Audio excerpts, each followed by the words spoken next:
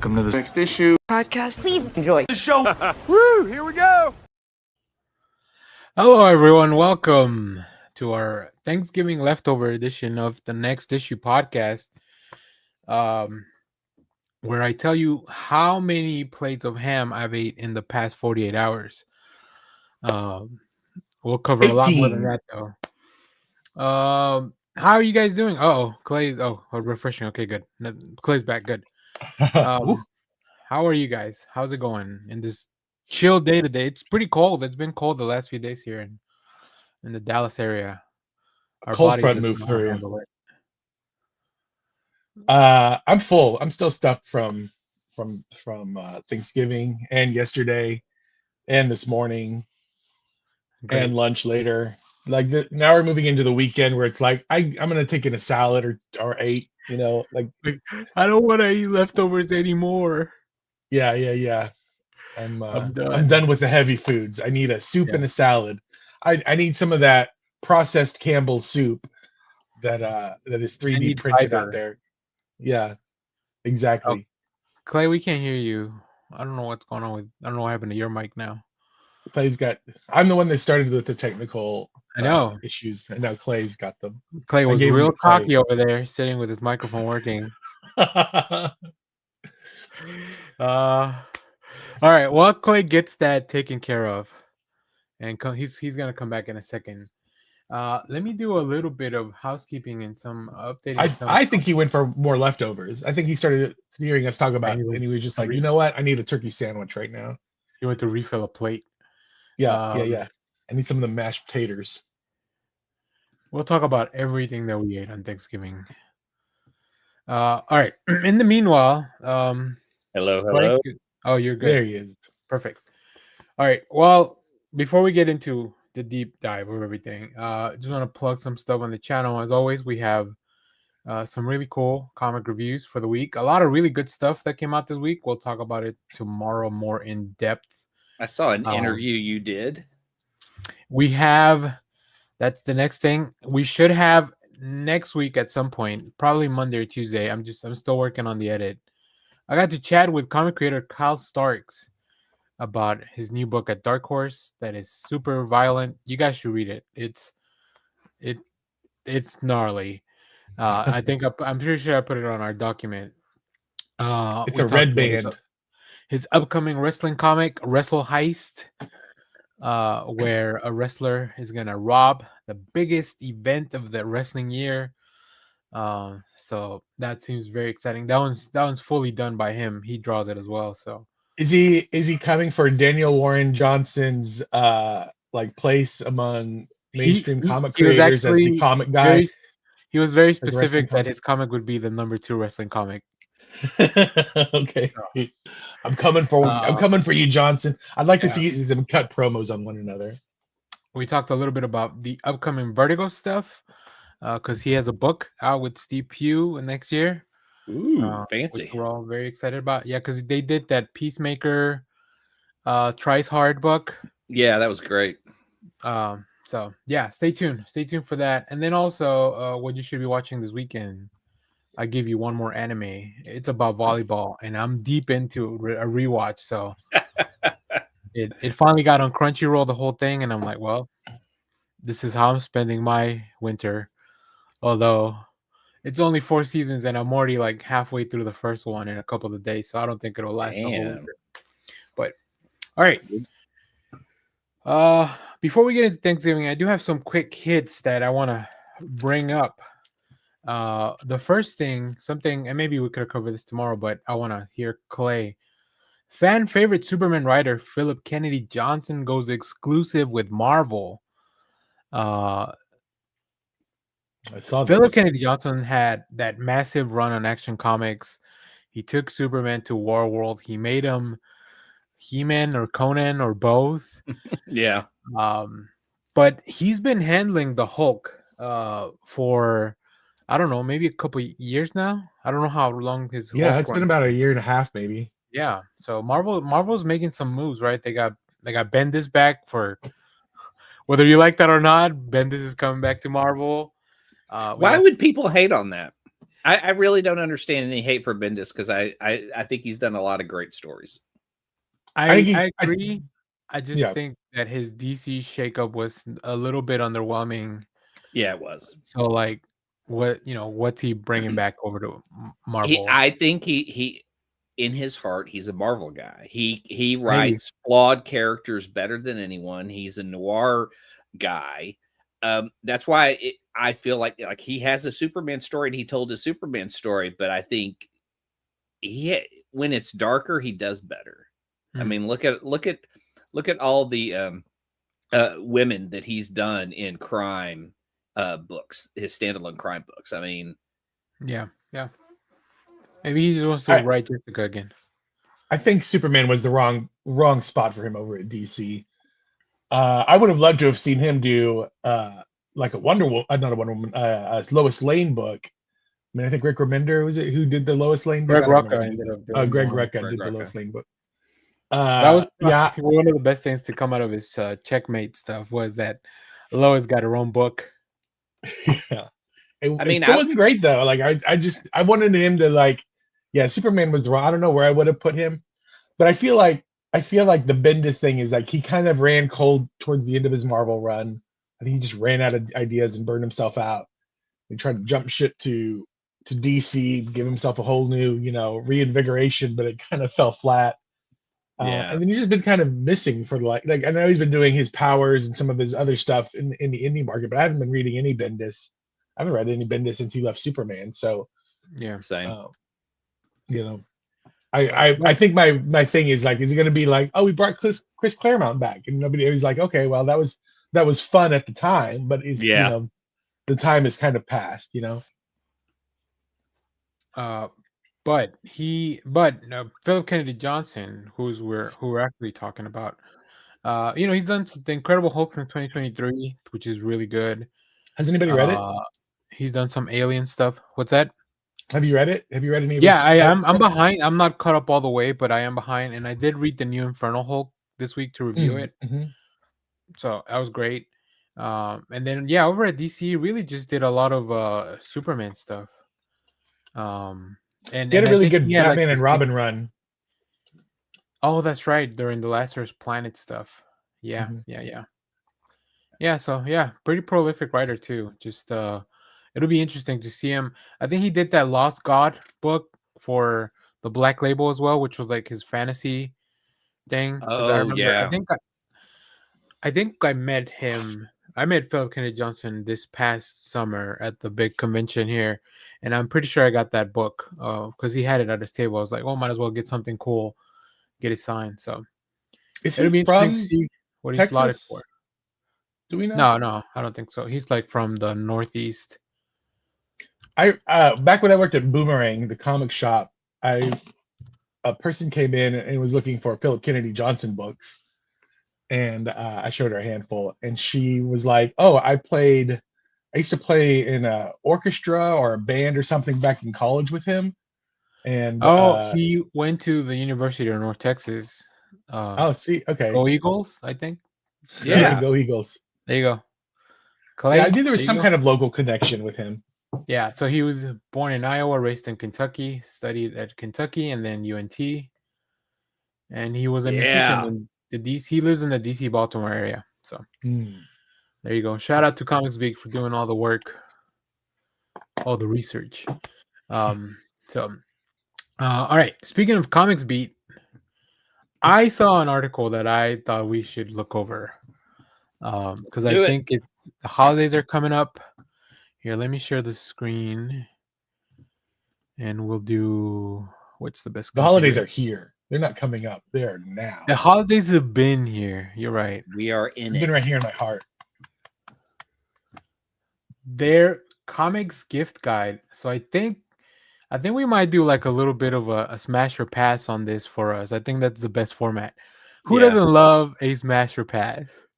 All right, let's get into it. It gets the clicks.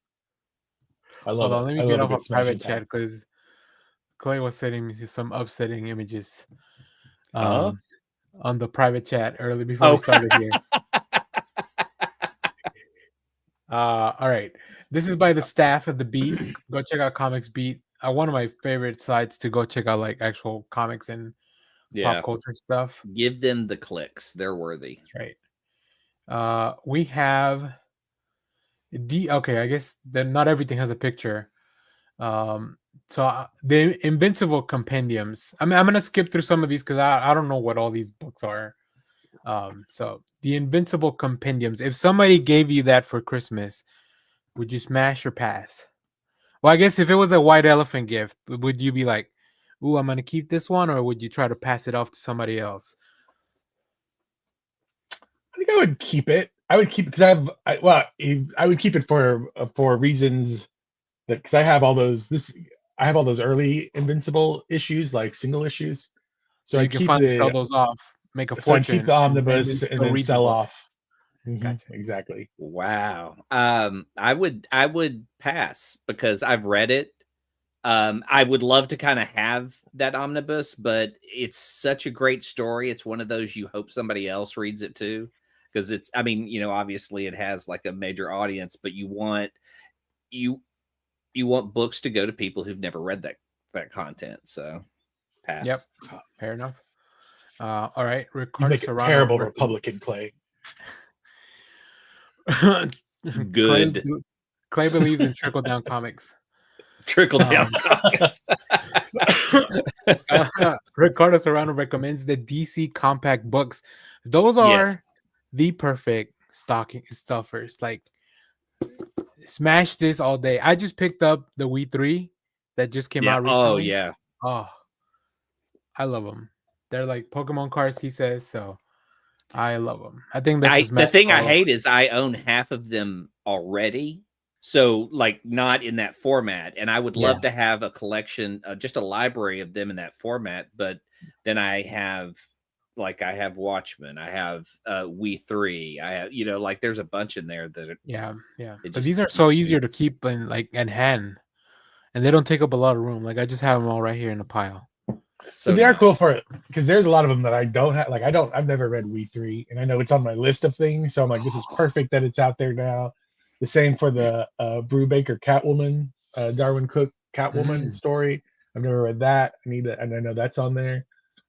I bought, and I'm not ready yet, Far Sector. Yeah, I have that one too. I haven't read it. That's a good one. Yeah, that's a good one. I pulled it out to read, but I'm still in the I'm like 100 pages away from finishing my novel, and I'm like, I'm not going to start anything until I finish this one thing. Damn, if I had 100 pages, I wouldn't even be here. I'd finish the book. You're writing your own novel? No. Just reading a book. Reading. Oh, okay. I was like, wow, you're 100 pages away. Get out of here. All right. The next thing Billy recommends, Jim Aparo's DC Classics Artist Edition. Damn, Billy, you're a good gift giver. Yeah, that is. But how much is that? This is from the Simon & Schuster website. $65. Wow. Fuck, that's awesome. Yeah, that's great. Hot. It's 150. Oh, okay. The artist, so IDW does two things. They do artist edition, which are the really big ones, and they do artisan editions. Those are like usually $75, but they're smaller. Kind of like the treasury size, whatever. I don't know if you guys remember that Superman I had there. Yeah. This looks sick though. I mean, God, Jim Aparo. God. We just don't get splash pages like that to open up books, man. Yeah, I mean, that'd be interesting to figure out. Like, just look at that. Might be a good show where we just bring like our favorite opening pages of books. Yeah, because I read some shit recently. Like, what was the? There's a science fiction book. I'll think of it in a second. But yeah, I mean, Jim Aparo, what a gift! Look at that. What a gift giver over here, Billy. I want to get him Billy's wish list. Yeah, I want to be his friend. Yeah. All right. So I guess somebody recommended Babysitter's Little Sister, a graphic novel by Katy Farina. I'm all about giving scholastic books to kids, so that sounds really good. Jeremy recommended that. Sonic the Hedgehog Volume 1. And I we kind of veered off the smash or pass format, but I thought there'd be more pictures in the article. Pass. Yeah, I'm a pass on Sonic. You're Again, pass on Sonic? That's for kids. Why would I take that from a kid? All right. Shaolin Cowboy, beginning of the end. Well, that's a big title. Hold on. Beginning of the end results 21 years of blood, sweating, and chainsaws by Jeff Darrow. What the heck is that? Yes. Have you ever seen the Shaolin Cowboy? The art is so beautiful. I've never read one, but the art is, oh my god. We did it for Comic Book Club. Did we? Yeah. Oh, I don't remember that one, Clay. I remember it because Brenda gave me her copy because she was just like, I don't need this. And I was like, so she's a pass.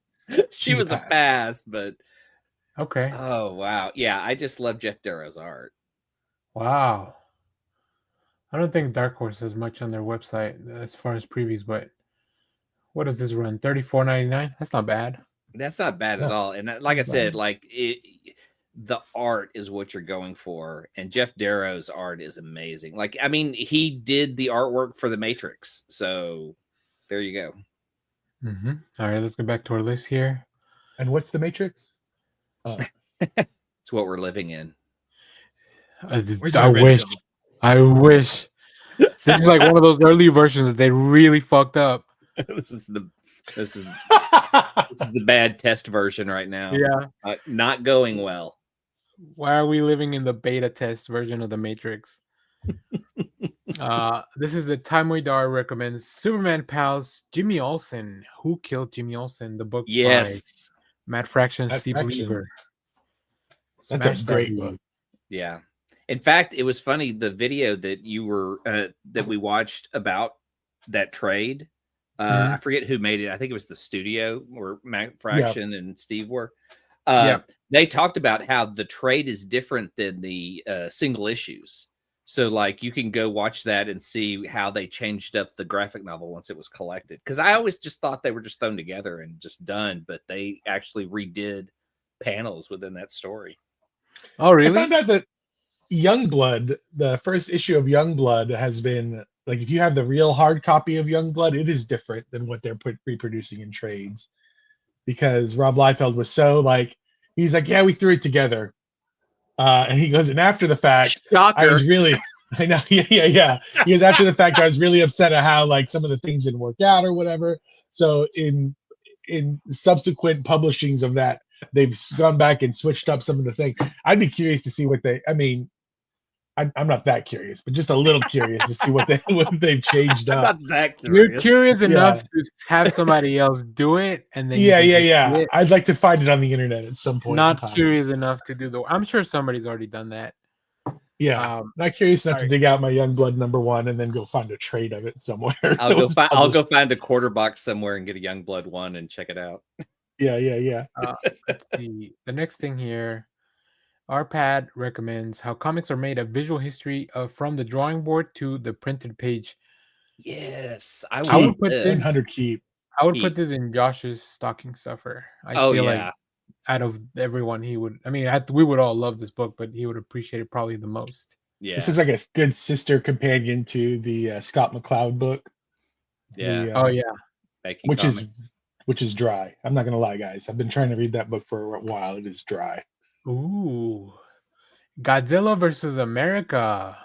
This is the Lobster Bisque issue of. This is the one drawn by Jesse Lonergan. It's Boston. That is awesome looking. Yeah, it's pretty good. That's a pretty good story. The one by Jesse. And speaking of Jesse, Ricardo Serrano recommends Drome by Jesse Lonergan. Have you guys read this? No. Mm-mm. All right, this book will change your mind. Well, no, it'll just expand your mind and explode it about what you can do in comic books. It's so good.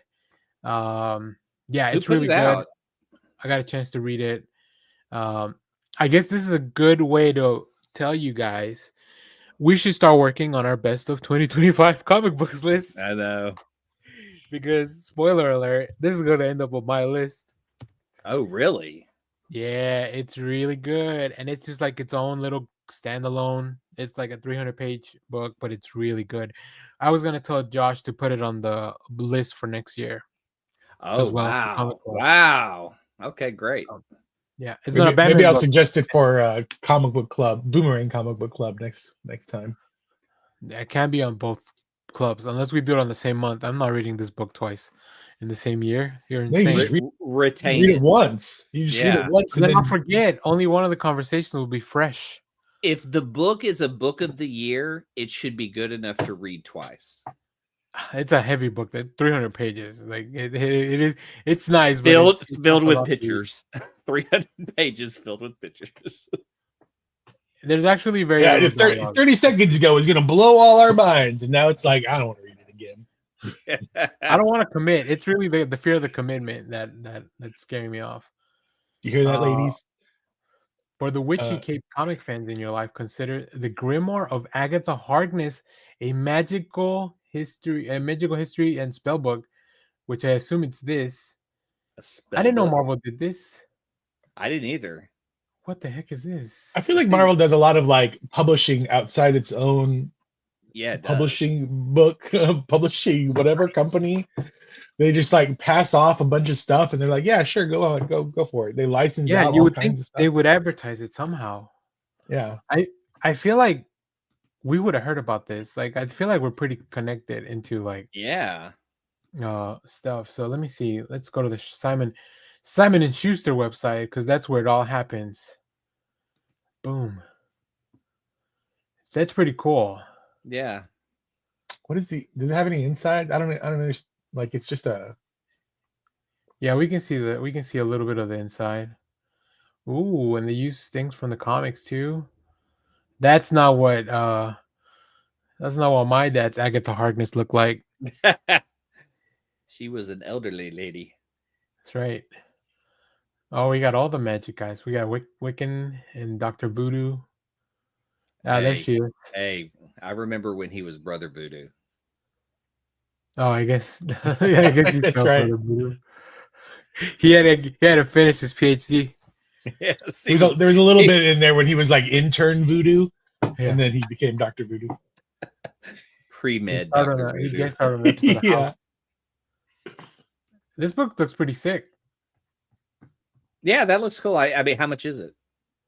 Oh yeah, good question. It should be like a $20 book. I'm gonna guess 45. $24.99. I guess 40. Oh, I didn't know we were gonna turn this into a Price is Right segment. That would have been cool. What was that? I'm passing on it. It's not my thing. I would be into it. I mean, I'd be curious, but like I like the magic part of Marvel, but I'm like curious what spells they put in and their whole magic take. I would love a Grant Morrison review and an Alan Moore review of the magic of Marvel in that book. I wonder. So I'm looking at all these things that they're recommending. The next thing we're going to talk about is Superman: The Art and Making of the Film. And I'm wondering now, if I was a comics beat writer, would I put stuff on there that I want, just to maybe the company will buy it so that I can review it, right? Yeah. Or they'll just send it to you. Ooh, I'm gonna put stuff that I want. Let me see. Is there any other link than the Amazon one? Yeah. Let's see. Variety has an article. Maybe we'll look at that.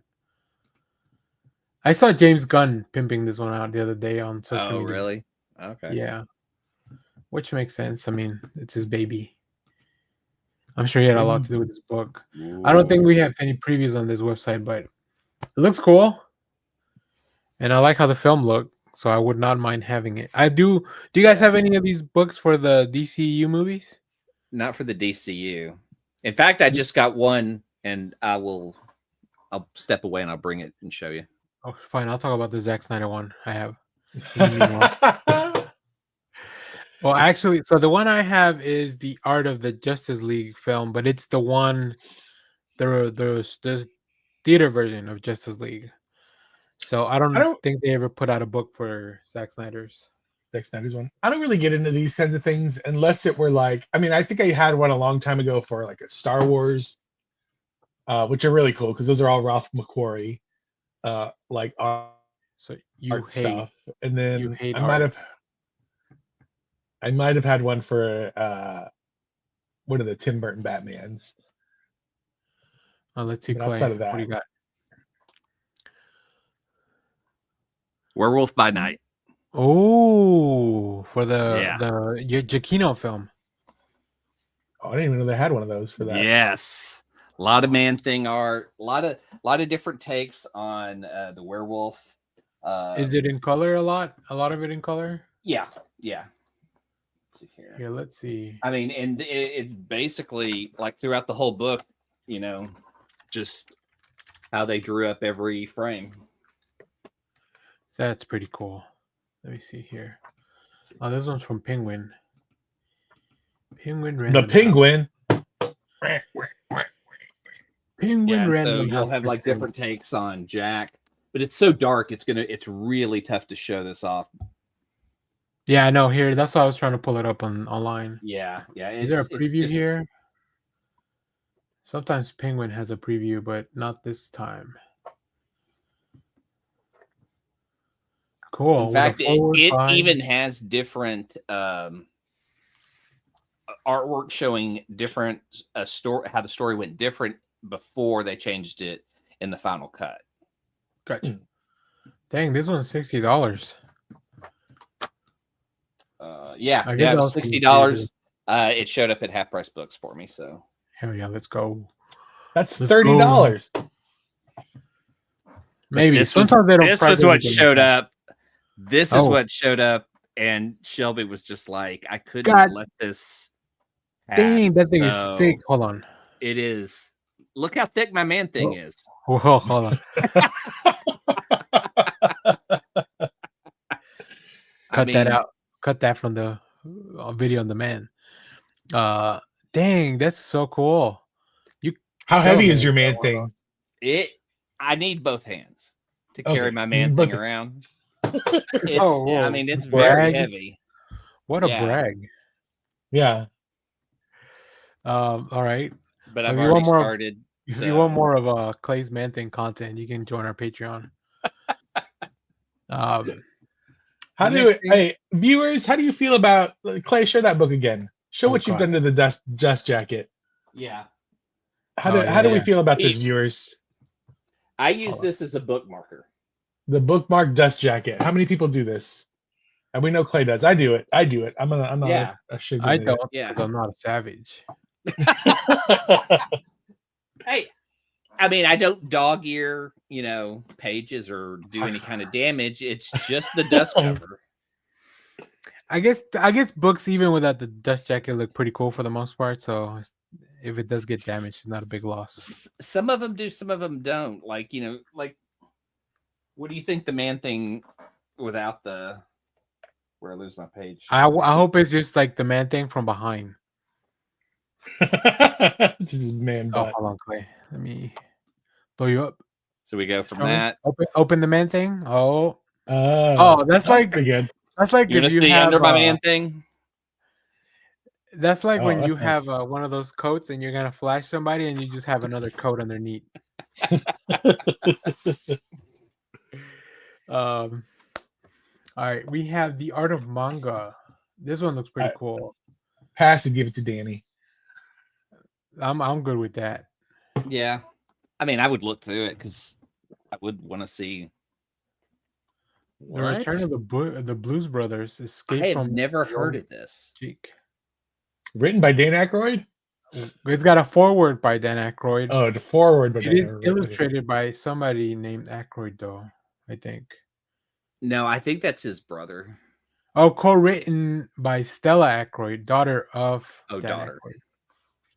A Nepo writer. I mean, if you could, what would you write of Dan Aykroyd's work? I'd be writing Ghostbusters. But 100% Ghostbusters. But Blues Brothers is a fun place to start. What's up with like fucking? I hate ads. Arkham Asylum Deluxe Edition. Own it. I mean, I already have the compact edition. I don't know if I need any more. Yeah, Jeff. It seems like everyone here should own it. Yeah. Yeah, I have it. It's okay. The artwork's great. It's just not my favorite Batman. Ooh, Death Comes for the Toymaker. Is this a Santa Claus versus Death book? I love it. That's what it looks like, right? Mm-hmm. I'm not crazy. Yeah. Magma Comics have made a holiday classic. Very nice. And then we have a few more things. Let me see. All right, the last one is Kaya. It's an image book. It's pretty good, but I'm so behind on forever reading books. So there's your holiday guide by Comics Beat. And we kind of smashed and passed some things. So, all right, I think that was all the quick hits I had. NPR did put out their list of best books for the year, and let me tell you, I don't think I read any of these. Because they didn't have pictures. Which is no one's. No, like they're actually graphic novels and books. Oh. They do have a list of books. They do it really. So here's how they do it, and I'm not gonna say it's a little annoying. It's just like it's all books of all kinds, right? Like they're all here, but they do have comic books. If we read these, we have to read them in NPR voice. Yes. So, like I don't know where the comic. I guess this is where the comic books begin. Yeah. Okay, so these are all comics, but I've never heard of any of these. These are comics for smart people. That's right. Wait, hold on a second. What do you mean? I read that. Which one? Spent. By Alison Bechdel. Spent. Does it pass the Bechdel test? Yes. The only one I've heard of is this one, Canon. Somebody did mention that to me. God, I haven't even heard of a lot of these authors. I need to step up my game. I did recommend Spent for next year's comic book club because Josh took it down. He's like, keep your feminist propaganda to yourself. Exactly, because that's the way Josh is. He's a dictator. He's an alpha male. Come on. I mean, we all admit we're betas to Josh's alpha. Yeah, that's right. That's why when he's on the show, we can do whatever we want. He's driven Clint to drinking. Yes, I've got my 40. Hard as he could, always. Josh never does anything halfway. But yeah, I sent 2 books and Spent was one of them just because it hit really, like it is her kind of take on post-COVID life. Like I believe she started writing it like pre-COVID and then COVID hit and they go through a couple of things in there. But it was really good because it just kind of went through a lot of the emotions I went through during COVID and just the craziness of how life changed and how you'll be on social media and your mood will change and then you'll be off and it'll get better. And just like she has a lot of that going on, but a lot of other stories that are happening too, because it's more about her community. Nice. You know, as a loner, as somebody who is comfortable just being by myself, I miss those COVID days. I had so much fun. I was building Hot Wheels tracks in my tiny little apartment, and I made myself like a little fort, like a blanket fort in my living room for a few days. Like I went nuts. I was like, this is everything I could have dreamed of. I felt like I was like everybody else. I felt like I was in like my little post-apocalyptic nuclear bunker by myself. But I had a great time. Yeah, but there's I don't know. You get kind of there was this sense in your brain craziness take over. Yeah, there was an ounce of crazy that just starts plotting in your head during COVID, and it either gets out or it doesn't, and it got out with me. So I think mine just took forms in giant pillow forts that I built across my apartment. I did make a lot of bread, and it is funny because she references that in the book too, is how she became like a sourdough person all of a sudden, during COVID. You have to find a way to feed yourself. Yeah. You gotta get those yeast starters. Ooh, yeast. Ooh, don't get me started on a starter. All right. Before we go to Thanksgiving and talking about all that, what we did and all that, I want to shout out a few of our local shops that are having their holiday sales. If you missed out on Titan's Black Friday sale, holy moly. They had They had pretty good deals, but their holiday sale kicks off today. I think until Christmas. I don't have the details because they don't have it on their website or their Facebook. I know I had to go to Facebook for a lot of these, unfortunately. Yeah. I know it's the only reason I keep it around is so that I can message my shops. But yeah, go check it out. Titan Comics. Also, Sanctuary Books and Games has their holiday sale. Back issues $5 and under 99 cents. Back issues over $5 half price. Wall art 20%. Wall issues 20%. Slab books 20%. Statues 20%. Board games 10% off. Yeah, they're just giving away the shop over there. So shout out to Sanctuary Books and Games. Not a sponsor yet. Zeus Comics has their Black Friday Small Business Saturday sale as well. Buy one get one free all weekend. Grab a graphic novel or a pop as a gift. Get a second one for yourself. That's a pretty good deal. So that makes everything kind of half off, right? Yeah. Zeus is worth the drive. Zeus is worth the drive. And then you have Common Grounds right next door. If you like board, I don't have their details, but I think they do like buy two get one free or something like that. It's massive every year because there's always a line out the door for them. Yeah. I'm part of their Discord, and I think I saw that they weren't going to be having gaming this weekend just because of the sale. Yeah, there's no gaming, there's no online orders. They've stopped everything just so they can focus on this. And then of course, Madness over in Plano kicks off their big buy two get one free holiday sale. So throughout the whole holiday, most of their stuff buy two get one free, mix and match. I like going to pick up gear. This is when I get my board games from them. Because it's a pretty good discount. I go to Common Grounds. Yeah. And then Boomerang's had a Friday sale. I'm not sure if they're still going on throughout the weekend, but go check out our friends at Boomerang in Louisville. Do you guys any of your local shops? I don't know where you guys get your. I think Urban Legends. Did you all go to the same shop? No, right? Yeah, we go to the same shop. One day we're going to run into each other there. Well, if you just both go on Wednesday when you're supposed to. I can't always go on Wednesday. And I didn't check my privilege. Yeah, I didn't check my privilege there. I don't have either money or a car to get there. So we have actually seen the new guide that Aaron hired for the weekends more than anything because we've been going on Saturdays. Yeah. Which he hadn't had on the weekend. Yeah, he hadn't had a new guide in a long time.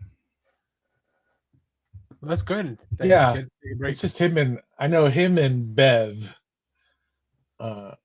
Bev also works on Wednesdays. He's a pretty nice guy. Are they doing anything for holiday sale? Do you guys know? I don't know, but I haven't been in a couple weeks. So okay. Well, they do have their. I think did we say it was on the 13th? That weekend of the 13th that they have their big warehouse sale. That's awesome. Awesome comics. Oh, that's a different shop. Okay. Gotcha. Yeah, awesome. Yeah, the weekend of the 12th, 13th, and 14th is their big warehouse sale. We're gonna try to hit that up. We're gonna try to see if that's the thing we can do. We are pretty lucky for the amount of shops that we have just talked about that are in our area. Because I think about like the amount or just people who have to like drive or order online all their comics and everything, and yet in the DFW area, you pretty much can go to 10 shops. I think I saw a guy on TikTok who was like, he was because there was a lot of talk. I think I mentioned this in the podcast before about how New Comic Book Day can be seen as kind of elitist or privileged because some people can't always get to the shop on Wednesday or can't afford a whole bunch of new comics on Wednesday. But then one of the guys was saying, it's crazy how many towns there are that aren't anywhere near a comic shop, and big towns like I think he said Tallahassee, Florida, huge town, like, city. It's a city, but he's like, it's an hour and a half drive to the closest comic shop, according to Google Maps. Yeah. From Tallahassee. Yeah. I couldn't imagine being so far away from a comic shop because I've grown up here my whole life. Yeah. And there's always been comic shops in Dallas. Like sometimes I've been a little bit farther and far between.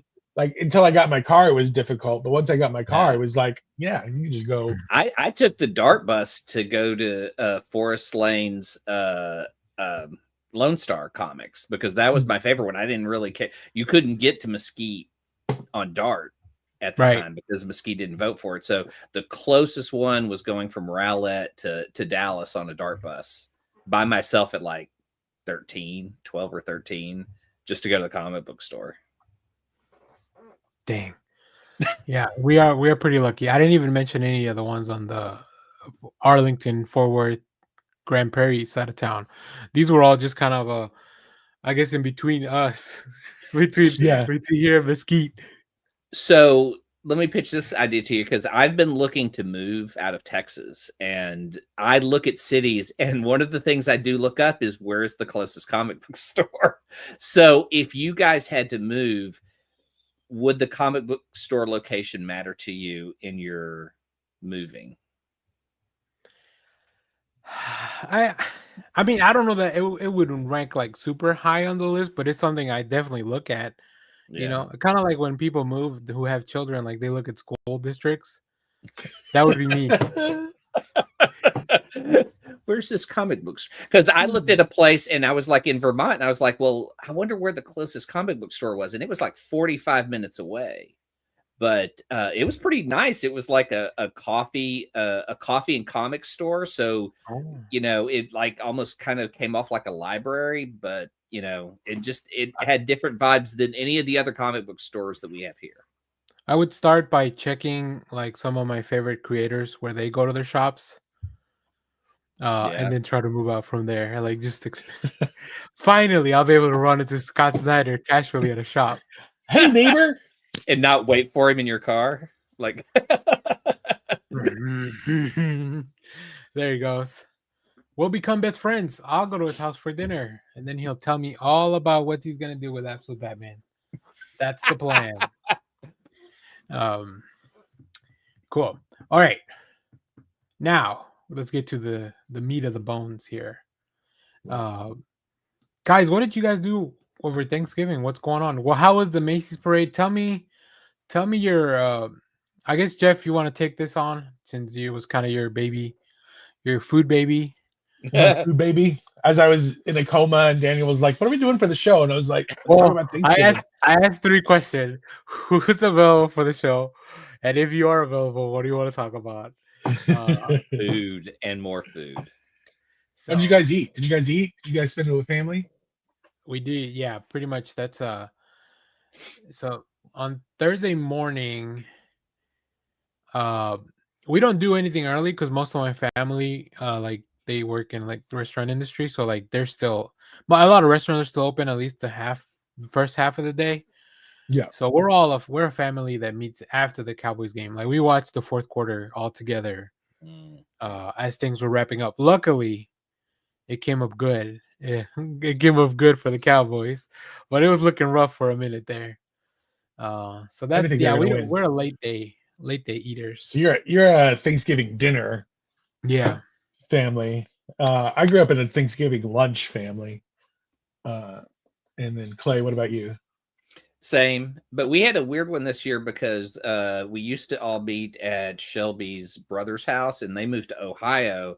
So we had a Thanksgiving last weekend with her mom and her other brother, and it was all El Phoenix. She just ordered in El Phoenix, and we just had enchiladas, and but then she also bought us a turkey, stuffing, and everything, and sent it home with us so that we could have it on Thanksgiving Day. So Thanksgiving Day we made turkey, stuffing, green bean casserole, pumpkin pie, everything.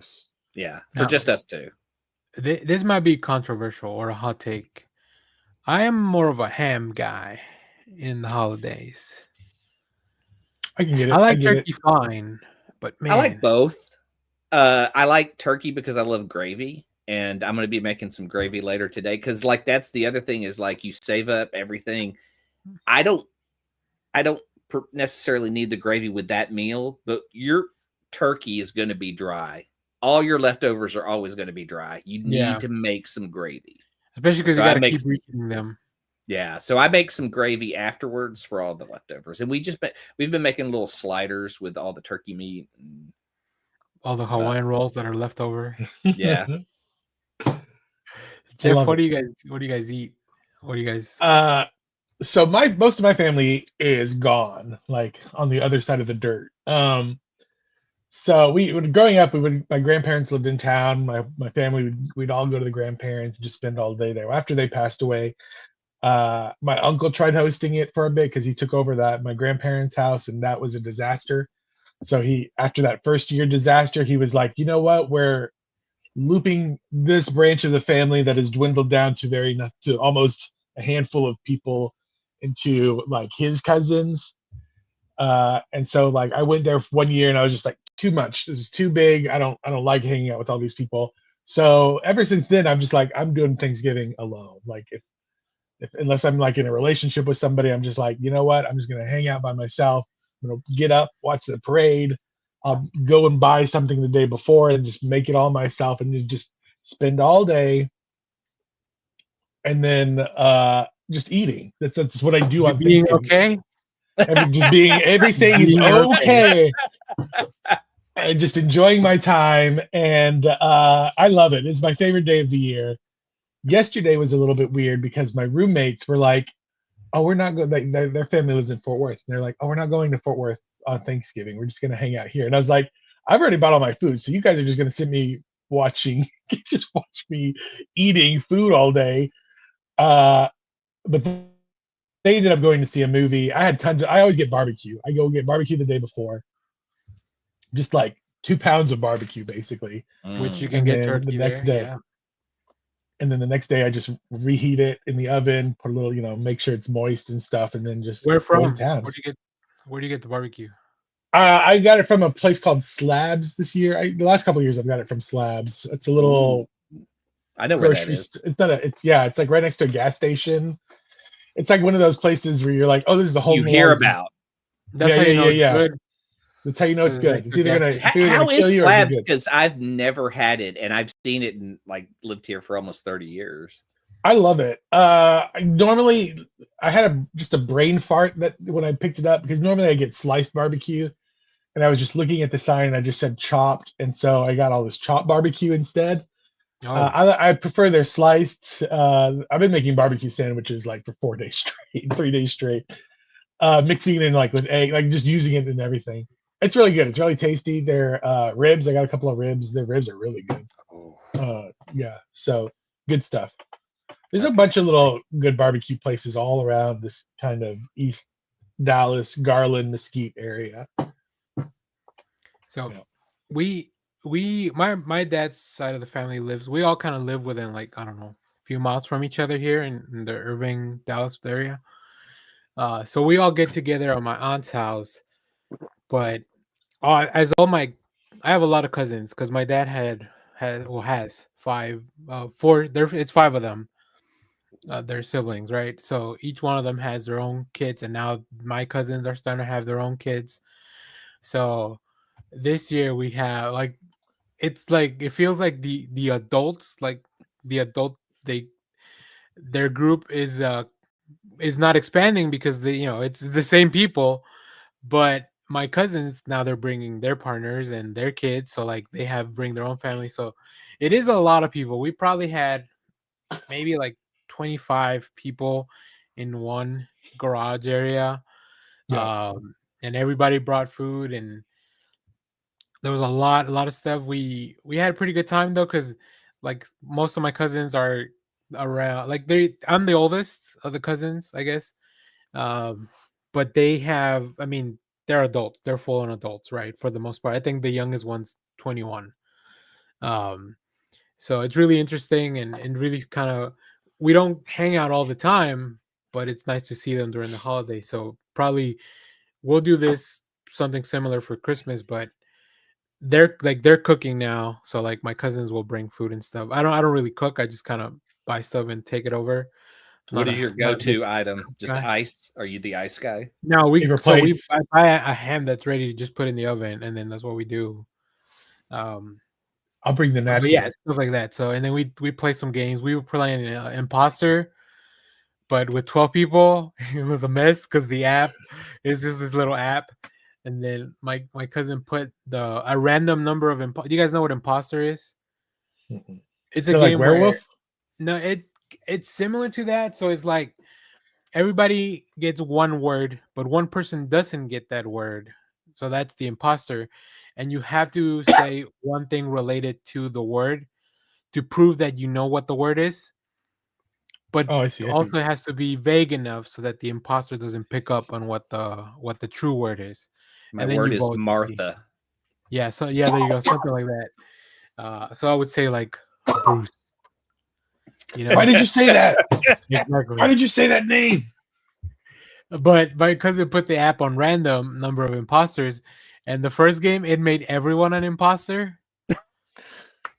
So that was really funny because we ended up it was the category was animal, so we ended up making a monkey just by all of us adding words to the pot because we didn't know that everyone. So yeah, it was a good time, but it's really fun to kind of it's crazy to see my cousins be adults because I've known them all since Yeah. they were like Yeah. little kids, right?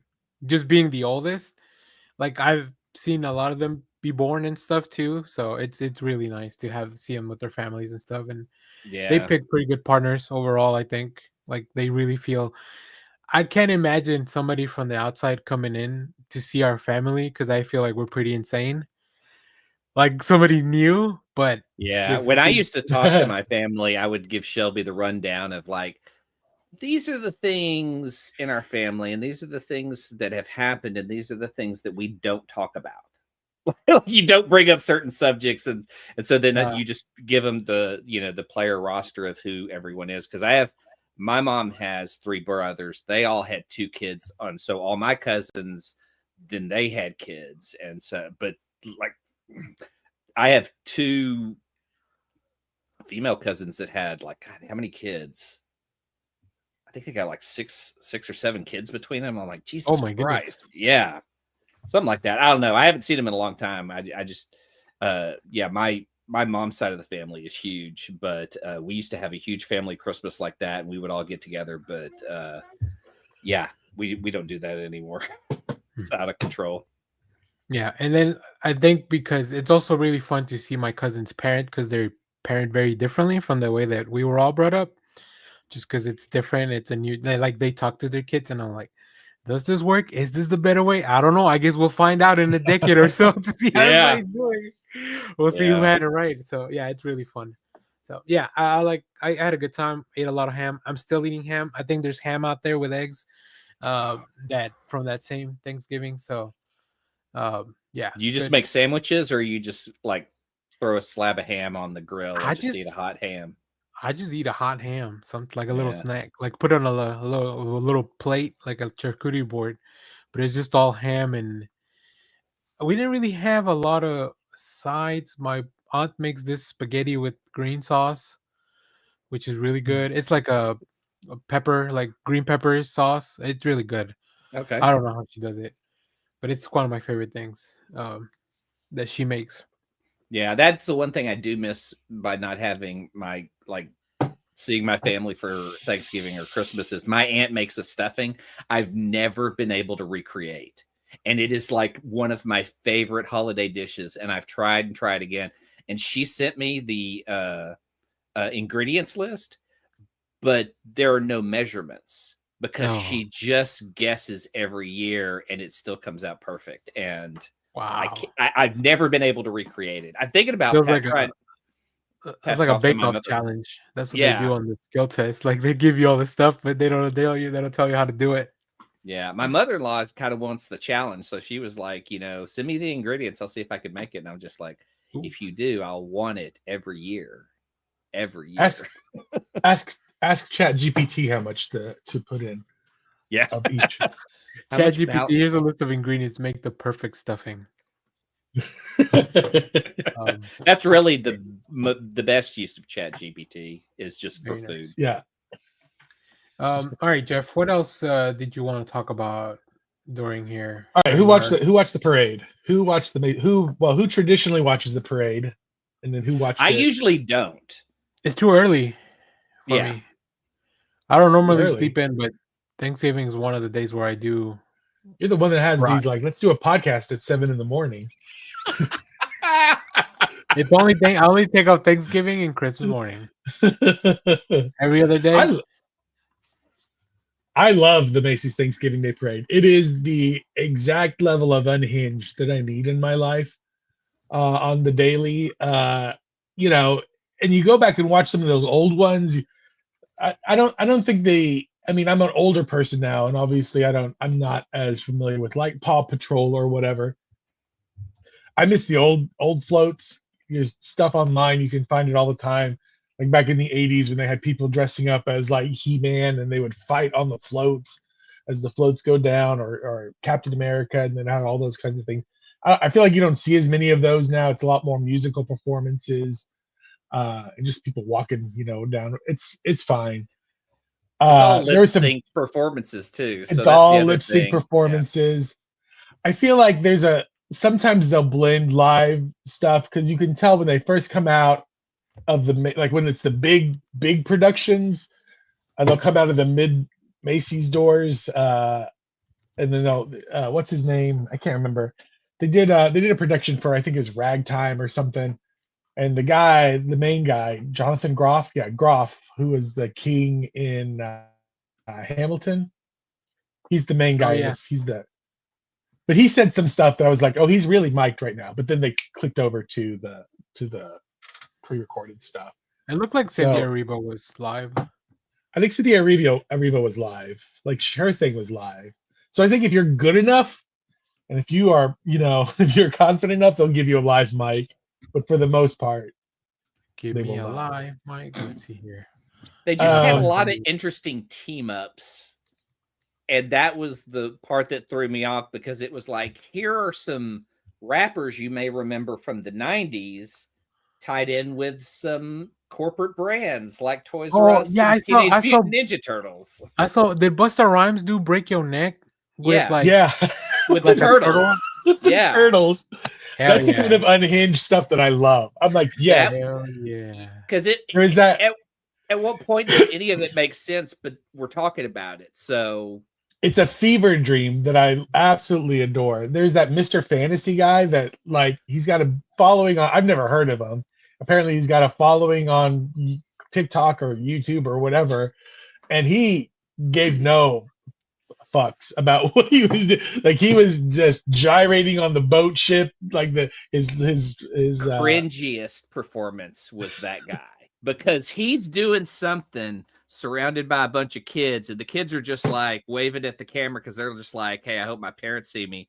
And this dude is like hugging on the boat and just he's putting on a show, gyrating, not even aware there are children around. I mean, speaking of gyrating, we got this thick Spider-Man over here, which I love that they acknowledge John Romita as the artist that it was inspired by. And also, so that Mr. Fantasy guy, real quick, that Mr. Fantasy guy, a lot of people think that he is the guy that played Archie in Riverdale, that he is doing almost like a Pee Wee Herman bit where he's wearing a wig and he has like fake teeth. Chris Gaines.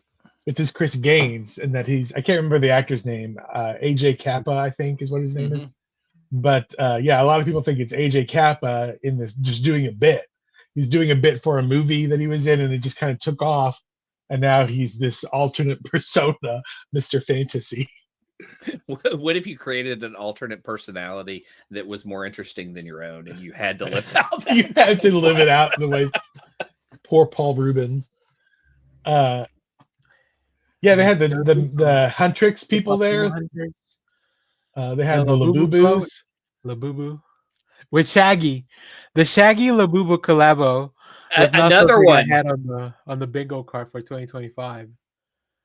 So this got me into thinking, if you guys could create your own float with a musical actor, whatever, who would you want to see? Oh man, I would want Slipknot.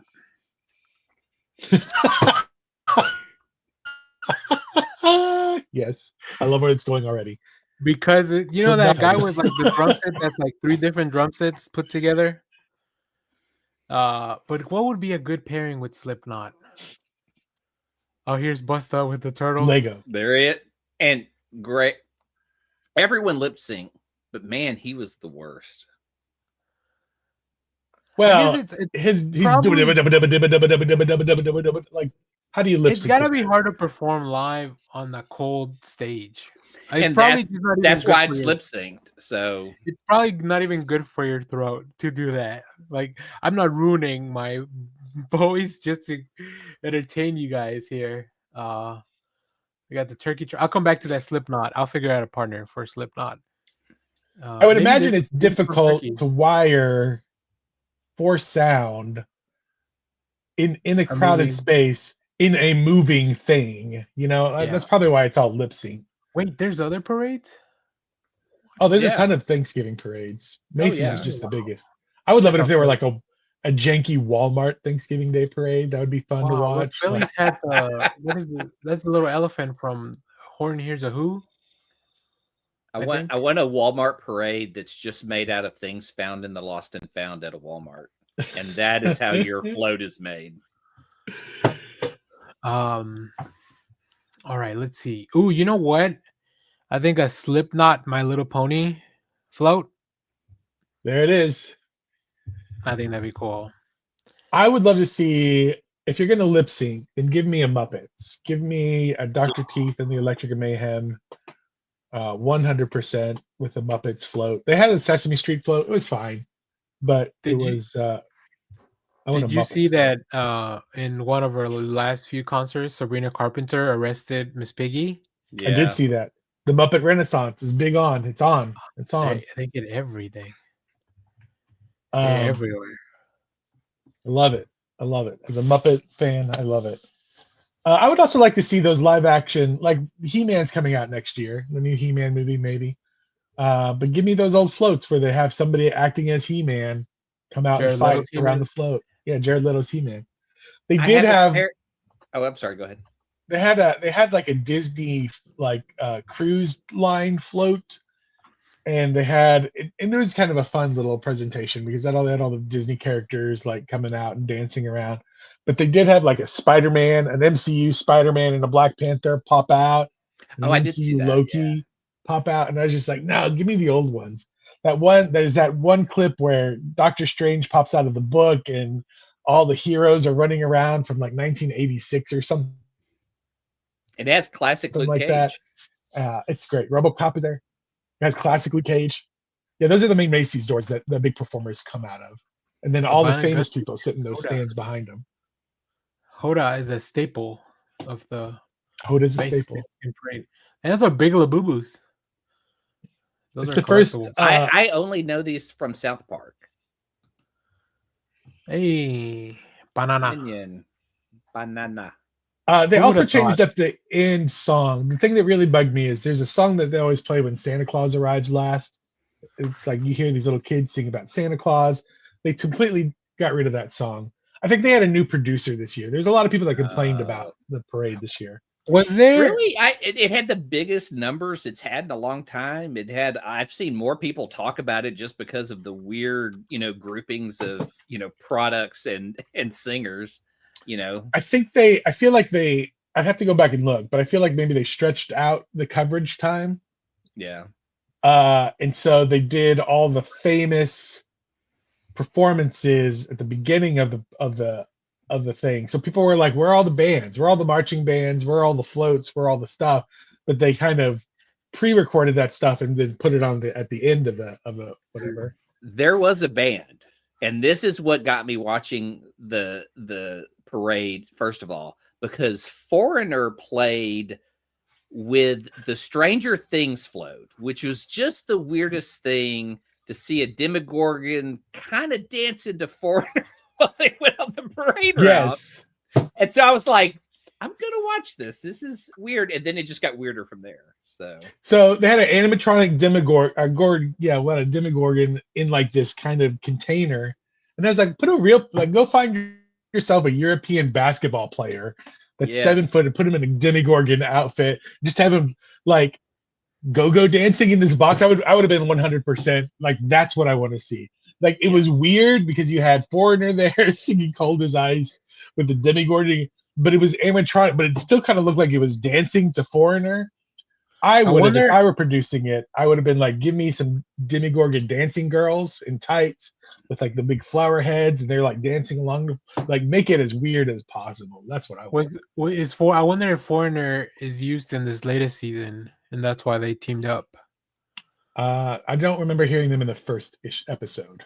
That's all you already seen? Oh, you were watching? You watching the Stranger Things, Jeff? I am. Just the first issue. Just the first. I've only seen the first episode so far. Not all of the new stuff. Okay. Of the new stuff. Nice. Yeah. Yeah, I don't know. I dropped off. They're all old. I don't know if there's. I don't know. If 11 is like got back problems. Yeah. Yeah. It's just a lot of them just sitting around the table. Now they're all in their 40s now. It's weird. 11 is now they went 41. back to play that D&D game from season 1. Yeah. So, all right. Let me see what other questions did I get from you. Hold on, let me pull up because now we're because I did come up with a whole list of questions. All right, here's one. Okay, so we were talking about to bring it back to comics, our bread and butter.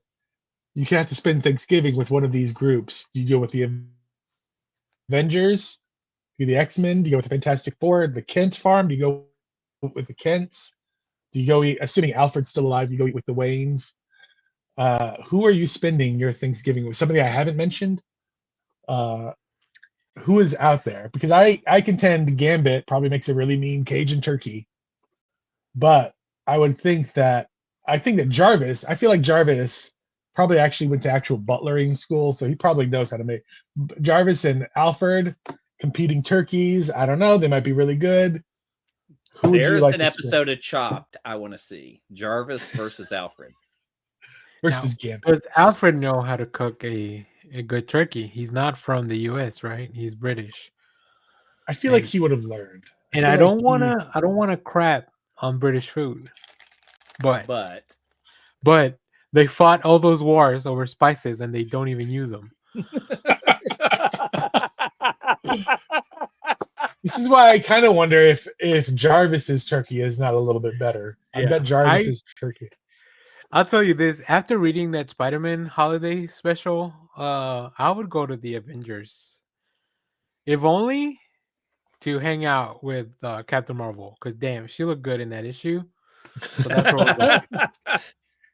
That's where we're going. See, I think so. That's where okay. So if we're gonna go that route, I'm like, am I going to the X-Men because I'm gonna like nuzzle up to Kitty Pryde, or am I going to the Avengers because I would nuzzle up next to She-Hulk and be like, she would nuzzle you up. She would nuzzle me up. I'd be like, pick me up, carry me around. I'm so stuffed. Carry me around, She-Hulk, please. Yeah. No, I would go to the Avengers, I think, for the holidays. I feel like they got good funding for parties.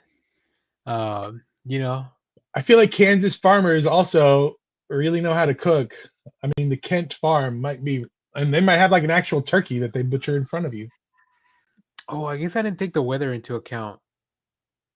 What's the weather like in Kansas? Yeah, I'm going to tornadoes.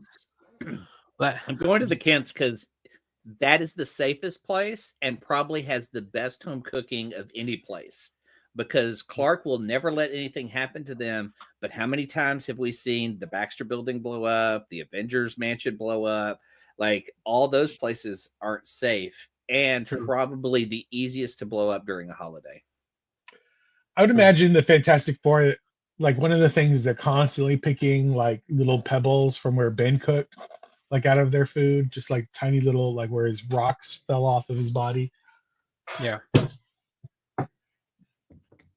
And you get to hang out with Spider-Man at the Avengers one. He's a great I need him as a buffer. He's a buffer. I think I go with the Kents too. Does he do the weird thing where he just puts the mask above and just eats like that the whole time? Mm-hmm. What a weirdo. He should have a separate mask that's like an eating mask. That's like Daredevil, right? Yeah. It's open. Danny, if the Gotham Knights, if Gotham were a city that really existed, and the Gotham Knights had the actual football team, would you watch football then? Much at the beginning of the last issue of World's Finest, Superman and Batman were watching. I would watch. I mean, I was watching the Cowboys. So, like, yeah, if that was my home team, I would like Clark Kent put on a jersey and root for them. It was. I'm telling you, a lot of the mood of how Thanksgiving goes depends on how the Cowboys finish their game. But here's a question though: if Gotham has a sports team and Gotham is one of the most crime-ridden cities in America, what are the chances that their team is just another aperture of crime for gambling and is probably fake? It even are you saying the Mavericks owner wants to own a basketball team in Gotham? No, I'm just saying like you have the chance of cheating and I don't know. It seems like Gotham would have the most corrupt team in the same way that probably Dallas. I guess you're gonna have to ask Al Davis how he managed the Oakland Raiders. Yeah, that's true. That it would be an Al Davis level. God, I don't know who's worse, the Oakland Raiders or the Dallas Cowboys. Well, I mean, at least the Cowboys got some wins out of their crime. I think out of their criminals. Yeah. Who has the longest list of criminals that have been on their team? The Bengals. Yeah, they do. They do. I'm sorry to say, they had guys playing for them who were doing B&Es. I mean, that's fucking insane. Imagine someone's breaking into your house. It's like a professional football player because he does robberies. Yeah. I'm sorry to say, because he's working for the Joker. This isn't even shade on Cincinnati. This is just like the facts. So I just think it would be funny if like the Gotham Knights were a corrupt team that Batman had to investigate. Oh, that'd be cool. We need to inception a comic book writer into thinking that was their pitch. Otherwise, they won't never do it. Yeah. That's gonna be the new inception. I would hate to be like a good player that has to go play in Gotham. We're like, especially if we get into the playoffs, we're like, in the playoffs, like all the fans will call, like they'll figure out where the opposing team's hotel is, and they'll like order a bunch of people, like call them all night and like do the like weird like food orders to try to give them food poisoning and stuff. Like you could get hit with like Joker laughing gas or something as an opposing team. It depends where the stadium is too, though, right? Because like if it's in the Narrows, I mean, why would you build a stadium in the Narrows or like like Gotham has a rich part of the town that is probably rather pretty safe from regular crime, not from like Joker laughing gas crime, but like outside of that, all the villains of Gotham are pretty much in a prime shape to commit violence to a stadium. Yeah. But like I don't think the villains of Metropolis look at that as the same way the villains of Gotham. It's not as appealing when Superman can just show up. Do the Gotham Knights have to take a drug test to make sure none of them are on Venom before every single game?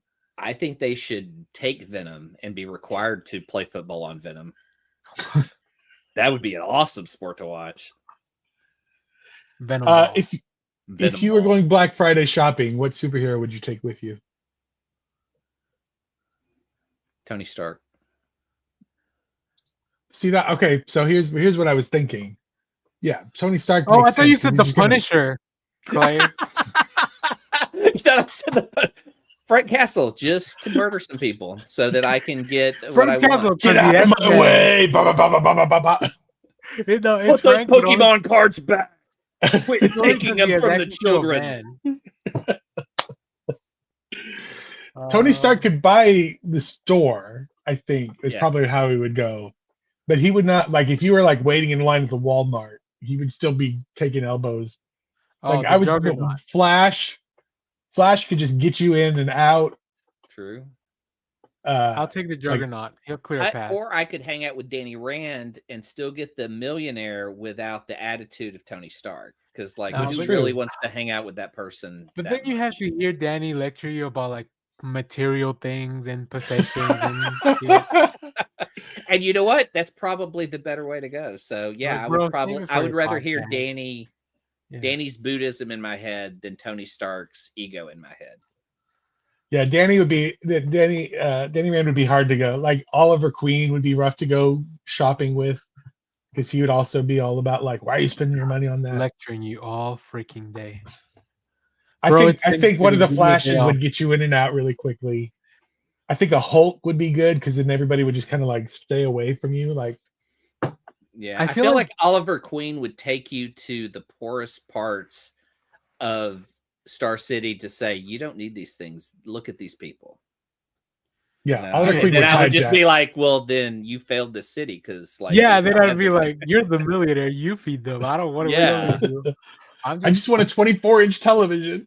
It's my day off, homie. I don't know what to tell you. I'd probably go with somebody like Jubilee. I feel like she has a good time at the mall. Oh, that would be fun. Yeah, that would be fun. Until the Sentinels show up, but before that, we'd be having a good time. Yeah, Jubilee would be going Black Friday shopping with the X-Men would probably be the most fun, I think. Yeah. Because I would get Iceman to do like, hey, make a little ice patch over there, and we'll just watch people fall. Or make me fall so I can sue them all. Yeah. They're about to open the doors of Target, make everything frozen on the floor, and just watch them all slide. Yeah. Which, speaking of Black Fridays, would you rather have to go through a Black Friday circa 2009 at Best Buy, where there's lines and there's elbows, or 1996 Toys R Us, where there's a bunch of screaming kids and probably some more elbows? Toys R Us. I feel like I think I'd be more interested in the product at Toys R Us. Less violence at the toy store than at Best Buy. Yeah, I lived through that 2009 Best Buy, so I'll pick Toys R Us just to see that experience, what that's like. I mean, I was alive in '96. I just wasn't going Black Friday shopping. Oh, okay. Yeah, have you ever done that? Yeah. Have you ever not just go shopping on a Friday, but have you done like the camping out? Yeah, we used to. We did it a few years at Target and Best Buy and Walmart. Yeah, that was. I think it once during my college days, because we needed the electronics. Like every year, I needed a new hard drive, and that was always a pretty good deal. Just stuff like that. Was it a good deal if every year you needed a hard drive? Well, it's not our fault that data just gets better. Yeah, I should find those hard drives. They probably have all the seasons of Supernatural. It's like that TiVo that from Naked Gun that you just carry around. Don't hook it up to the internet. It still has all my Buffy. Yeah, Toys R Us in '96. I worked at Toys R Us in the early '90s, building toys for kids during the holidays. That was like one of my jobs in college. And you built all those bicycles. Yeah, you build bicycles, you build all sorts of stuff for parents to, so they don't have to do it that morning. It was one of the funnest jobs, but you do run into a lot of assholes. But like you're talking 1996 Toys R Us, so casual. Best Buy 2009, you could get murdered. Yeah.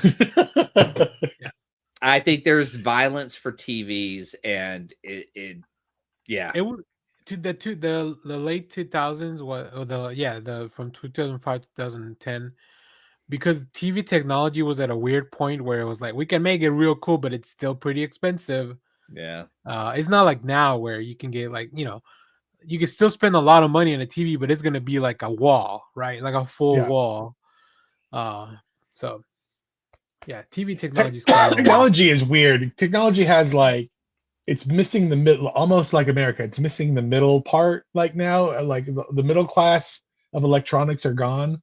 I've been looking for a camera to switch from, because whenever I do my TikToks and stuff, I'm always like worried about space on my phone. So I'm thinking about switching over to getting a camera.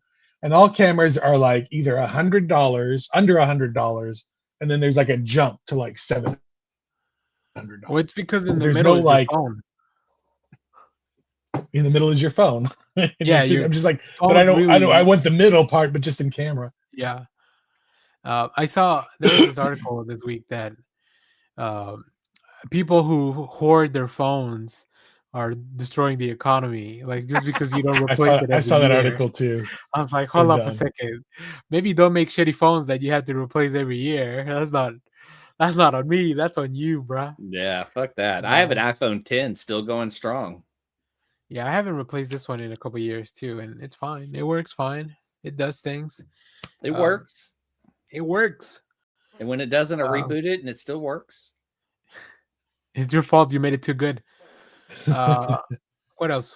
What else, Jeff? I think those are all my Thanksgiving questions that I had. We didn't have any more matchups for the parade. Oh yeah, I mean, I had that. I had my big one, but did you guys have anything? Oh yeah, I've got two. I think because now Chris Gaines made me think I would love to see the return of Chris Gaines performing with GoBots. And then I was like going, well, what? And then I go, the weirdest matchup would be Tori Amos and Strawberry Shortcake. Like just a weird, just a weird matchup of corporate sponsorship and musicians that don't go with that brand. Yeah. I feel like it would be just a weird, pick a random weird Jack White and Voltron. I don't know. Bob the Builder. I would love to see Jack White and Voltron though. Very good song. It'd be a pretty good matchup. Pretty good team up, I think.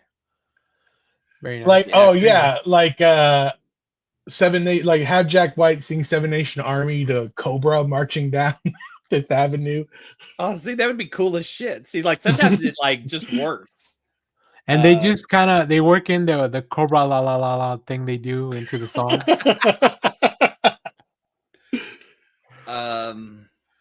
Very cool. Yeah.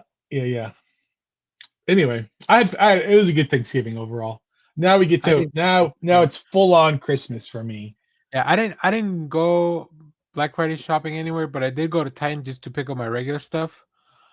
And I got a little something, but nothing too crazy. If I'm going Black Friday shopping, it's like, I don't know, my local shop or some kind of small business where there won't be, except for Common Ground Games, their lines are insane. But it's just because people love board games and they know this is the time to stock up on it.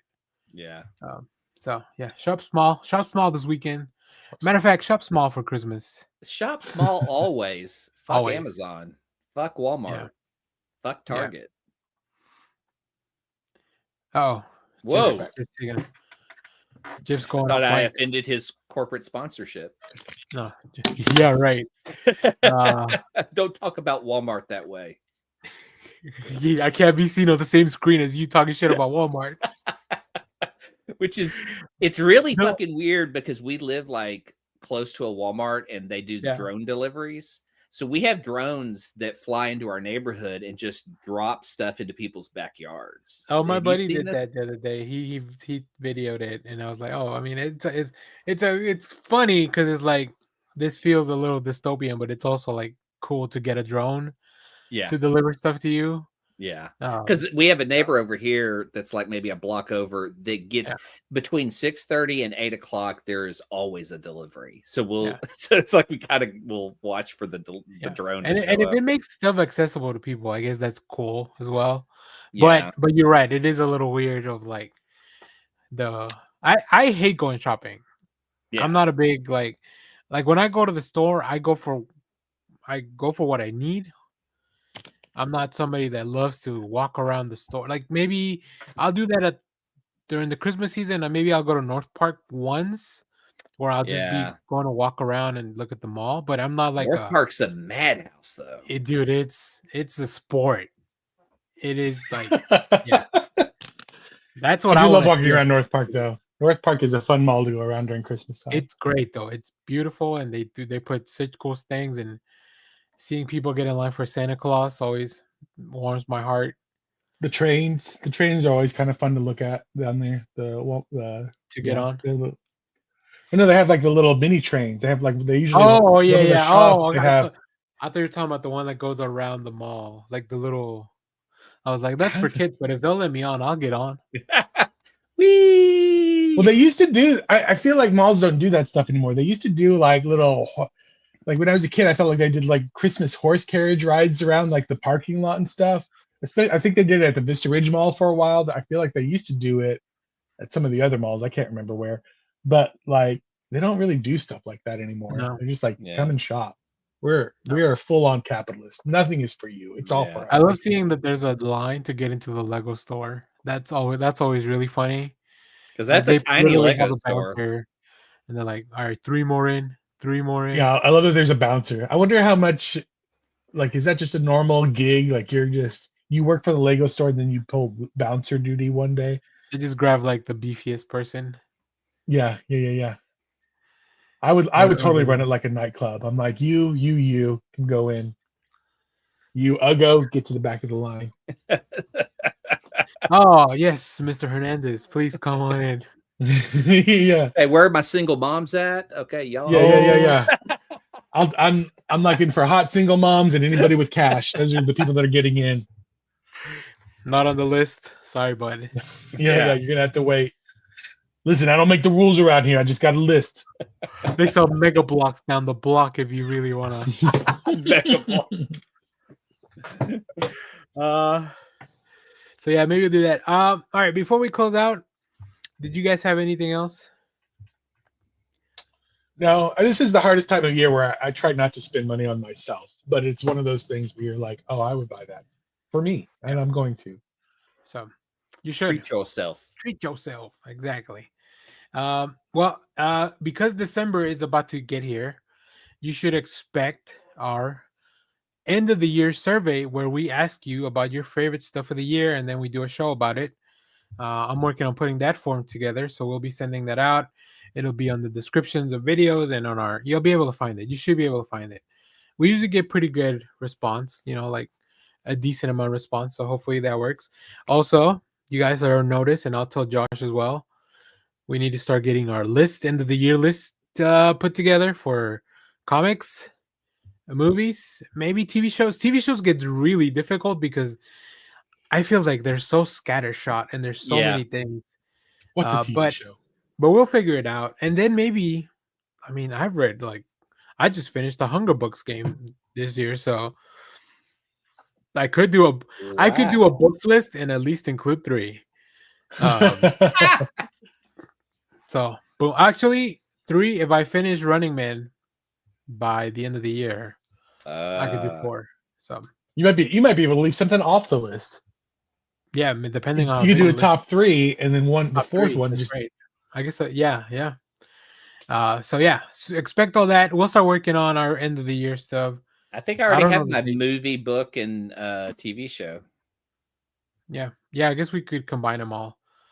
Movies might be a good standalone, if it's all 4 of us. Also, I think we might have a guest next week.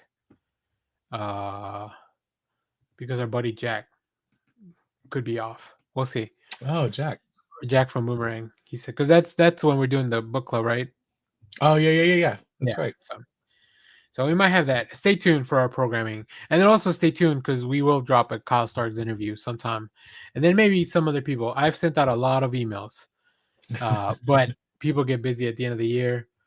But they also want to promote their stuff, so I don't know. We'll see. Yeah. Cool. Well, thanks, guys. I'm glad you guys had a great Thanksgiving. Very thankful for you guys and all this stuff. So, same. Always happy to do a show. Come back to see our comic book show tomorrow, where we talk about comics and some of the stuff we've been watching. We'll see you guys next time. Bye bye. The most important thing in life will always be Hail Bebo. Peter loves you. Simon Center, get the fuck out. All right. Bye. Get out of here, you weirdo.